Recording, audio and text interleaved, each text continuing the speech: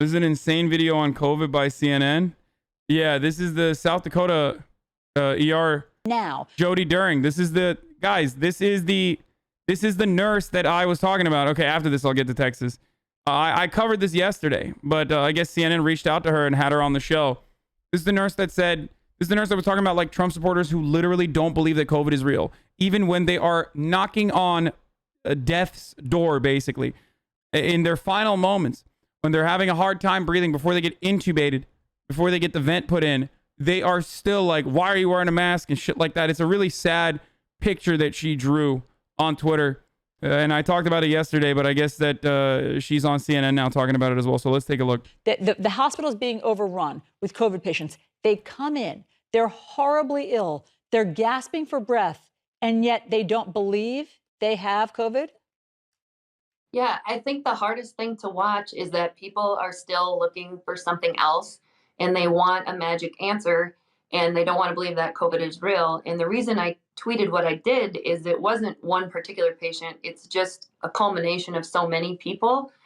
And their last dying words are, this can't be happening, it's not real. And when they should be spending time FaceTiming their families, they're filled with anger and hatred. And it just made me really sad the other night. And I just can't believe that those are going to be their last thoughts. I mean, this is literal cult shit, okay? At the heart of it, of course, is American exceptionalism and American individualism. Cancerous ideas. Don't say fuck them, dude. These people are delusional, but ultimately, you got to try and save them. And unfortunately, we're not doing enough to try and save them. I know I make fun of them all the time and say, like, they're fucking hogs and shit, but, like, you gotta fucking sometimes reach out and try to save them as best as you can, because like this is unacceptable. This is getting to a point where this is literally getting to a point where it's unmanageable. Like I don't know why more people aren't freaked the fuck out over the fact that Donald Trump got more votes than Obama did. Like Thoughts and words. Anger and hatred towards you?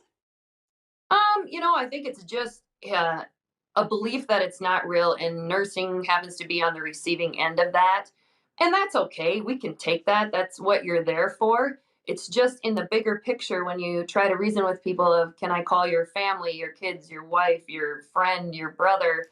And they say no, because I'm going to be fine. And you're watching their oxygen levels, maxed out on what we call vapotherm at 100%, and their oxygen level might be 75. That's not really that compatible with life. And we know where that's going to head. And it just makes you sad and mad and frustrated. And then you know that you're just going to come back and do it all over again. And so, yeah, that's kind of where that stemmed from. How could it not make your own head explode? They're gasping for breath. Their oxygen levels are dropping. What do they think is wrong with them? I think people look for anything.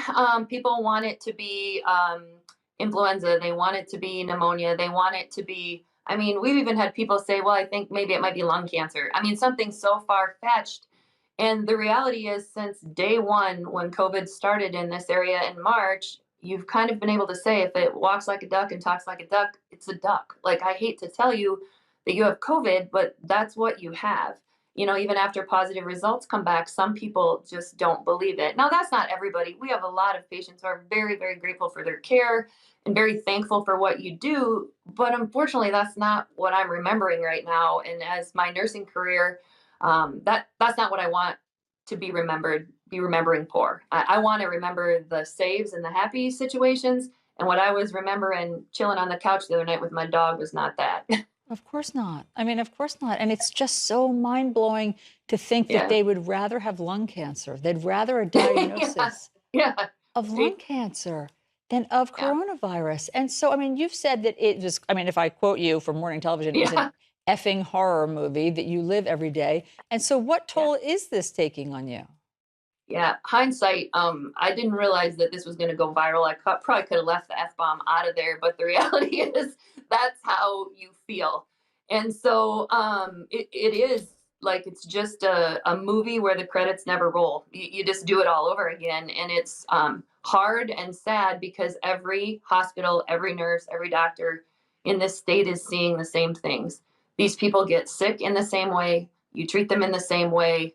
My take is, I think that Mitch McConnell demonstrated to the National Republican Party that as long as you fuck over Democrats, you really won't suffer the casualties or the consequences of it. And as long as you run an obstructionist policy and you stop every fucking bill, even if it's really good for the people, you'll succeed and you won't get punished. As a matter of fact, if you concede to the Democrats and look like you're dealing with them, then you might actually see consequences for it. Now, what is happening with the Trump administration is one step further. The Trump administration, to me, at least, has shown that the Republican messaging strategy is so powerful. The Republican infrastructure is so vast and so influential and so strong that if horrible things are happening, they can literally get a significant chunk of people to refuse to see what's in front of their eyes.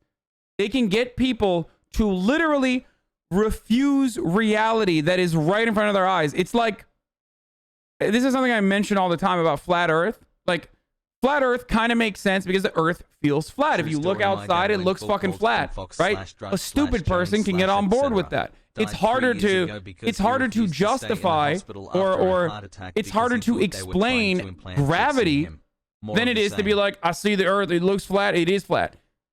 This here, like what we are watching, is literally the harder thing. COVID is not a real problem, is definitely a very difficult undertaking. You need a fuckload of money and a fuckload of deliberate bad faith actors to push this sort of falsehoods so consistently to make people believe believe that like what they're seeing right in front of their eyes is fake. It's really bad, dude. It's really, really, really bad.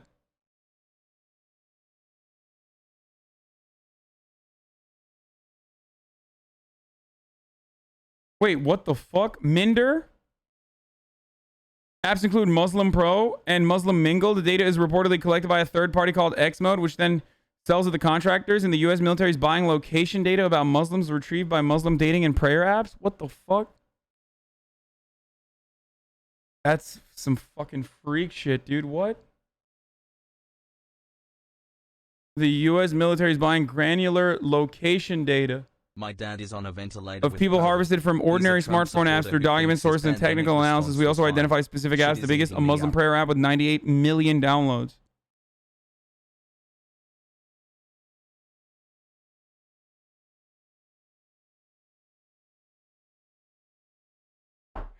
Wonder what they're going to do with this information. All right. Once this is over, it'll segue perfectly into what's going on in El Paso. The same way, and then you do it over again. And we're so thankful for the lessons we've learned along the way, and we're doing a good job of taking care of the people that come in. And we're managing our patient loads here right now. Sometimes it's day to day, sometimes it's hour to hour.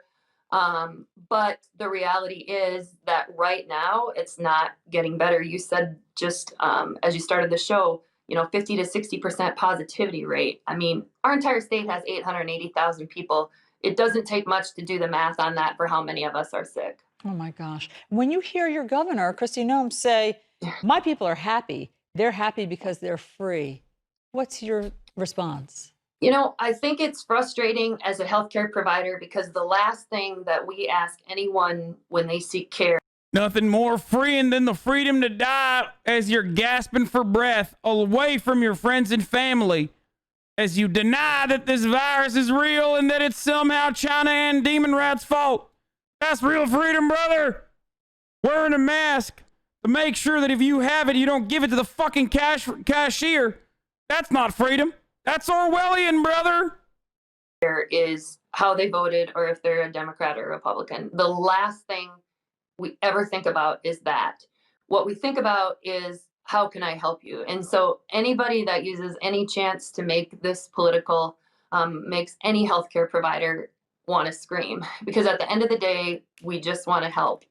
And if we don't get some help from the public as far as mask wearing and social distancing, you know, like the wildest part about this is like, you know how we look back at like the Salem witch trials and shit and say like, wow, that's really horrible that they were just like literally, you know, murdering women, or we look back at the horrific consequences of slavery, right? But there's still a fucking financial component there, like, or at least there is still an otherizing of an outside group. In this circumstance, you're literally killing yourself, okay? In this circumstance, unlike the previous two instances that I just mentioned, you're not enacting to start listening to more left pain and suffering on others, but literally on yourself and refusing to recognize it. Okay? Like, in a way, it's no different. In a way, it's no different than all of these horrible things that we've done in the past to outgroups from other groups in a similar way. But in this circumstance, you're literally killing yourself to own the libs, I guess. And that's fucking insane to me. There's a thing on the internet right now that says, I'm not your first line of defense, I'm your last. And that actually is true in South Dakota, that by the time you get to me and the team that we work with, it might be too late for some. And that is heartbreaking, because the reality is we're a small state. The town I live in has 650 people, and we have 680 deaths right now. I mean, that's my entire town wiped off the map. We know these people. We go to school with them, church, grocery store. It's every small town story you've ever heard. But just so I understand, Nurse Doring, you have more deaths than you have people in your town. Yeah, in the state of South Dakota, I haven't looked in the last few hours. I think we had 683. Don't quote me on that. But the town I live in has 650 people. So when you put in perspective, and people listen to me talk about this for the last 9 months, that's every single person in our town gone. That's pretty mind-blowing. If we had a tornado that came through and killed 20 people, we would stop and look, and the national news would be there. And so the fact that we have this many deaths in a town or in a state this size is mind-blowing to me, and it's not currently getting.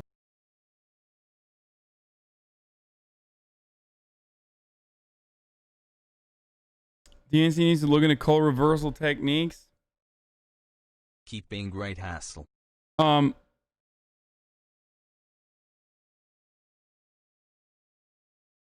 don't know if that's gonna work. No, she's saying the entire state has more deaths than the number of people in her town. Chat. That's what she was saying. I don't know why you had a hard time comprehending that. Anyway. Republicans are so quick to thank and do anything for soldiers for protecting us, but literally don't give a fuck about healthcare workers who are literally... Wait, no, they're not there to do anything for soldiers. No, the whole concept of like, thank you for your service for soldiers is the exact same thank you for your service for the healthcare workers.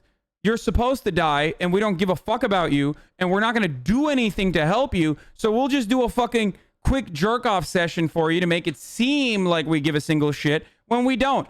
What the fuck do the American military get? What do all those, like, what do all those middle class and fucking working poor family members that like join the fucking military because they want to escape their bumfuck town, or you know, the opioid epidemic, or get themselves in fucking shape, or be able to have a shot at upward social mobility to get a fucking college, to get a goddamn college education? What do we give them when they come back broken as fuck? Nothing.